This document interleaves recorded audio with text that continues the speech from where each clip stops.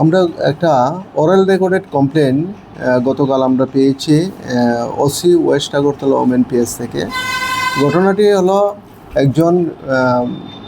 একজন মেয়ে, ধলাই ডিস্ট্রিক্টে তার বাড়ি, ট্রাইবেল।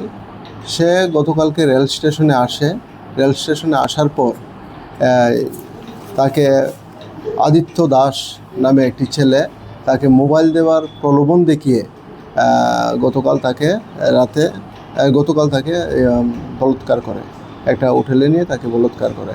অ্যাকচুয়ালি ঘটনার বিবরণ এরকম ছিল যে আদিত্য দাসের সঙ্গে এই মেয়েটির গত 3 মাস আগে তার ফেসবুকে পরিচয় হওয়ার পর তাদের ফেসবুক এবং হোয়াটসঅ্যাপ কমিউনিকেশন তাদের কন্টিনিউ চলতে থাকে।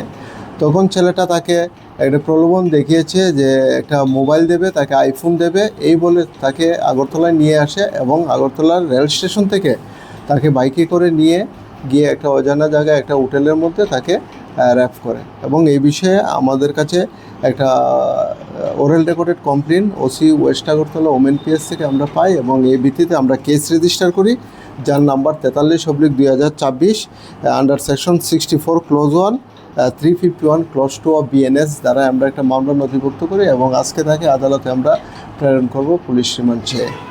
এবং গতকালকেই ওমেন পিএসের সহযোগিতায় আমরা আদিত্য দাসকে আটক করতে সক্ষম হয়েছি।